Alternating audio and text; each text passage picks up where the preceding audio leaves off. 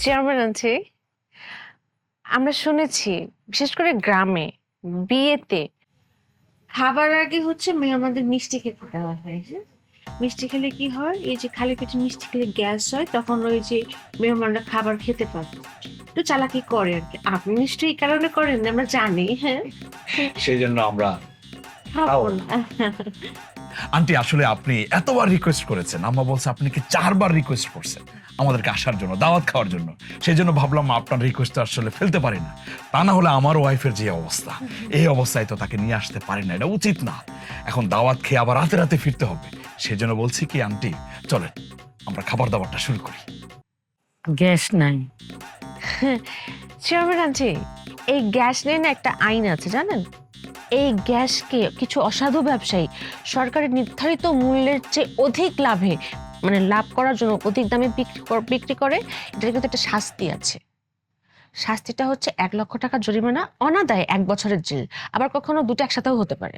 এমনকি একই ব্যক্তি যদি বারবার এই অন্যায়টা করতে থাকে, তার শাস্তি কিন্তু বাড়তেই থাকে। এই যে দেখেন, অনেক সময় নিয়ে নিচ্ছি, অনেক কথা বলছি, সেই জন্য বলছি কি চলুন খাওয়া দাওয়াটা শুরু করি। হ্যাঁ, বাবারে, আমি না বললাম রান্না করি নাই, গ্যাস নাই। আরে আন্টি, গ্যাস নাই ঠিক আছে, খেতে সমস্যা কি? আমরা তো আর গ্যাস খাবো না। হ্যাঁ, আমরা খাওয়া দাওয়াটা স্টার্ট করি আন্টি। বললাম না গ্যাস নাই। আন্টি, আপনি বারবার গ্যাসের কথা কেন বলছেন? আমরা তো খাবার খাবো, গ্যাস তো আর খাবো না, সঠিক? বাবারে, আমি তো রান্নাই করতে পারি নাই, গ্যাস নাই। চেয়ারম্যান আন্টি, আপনি জানেন না এই যে মাটির চুলা লাকড়ি দিয়ে রান্না করা রান্না অনেক মজা, তাই না? হ্যাঁ তাই তো।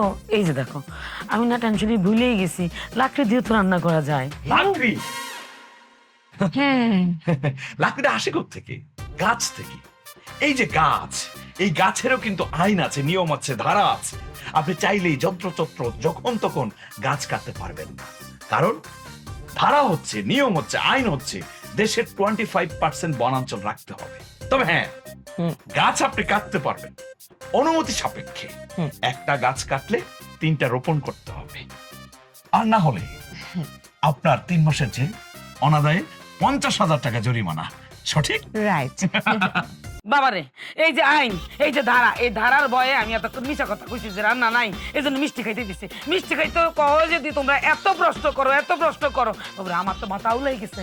আমার তো পড়াশোনা বেশি না, আমি তো আইন ধারা এসব নিয়ম কানুন বুঝি না। আমি 8 পাস।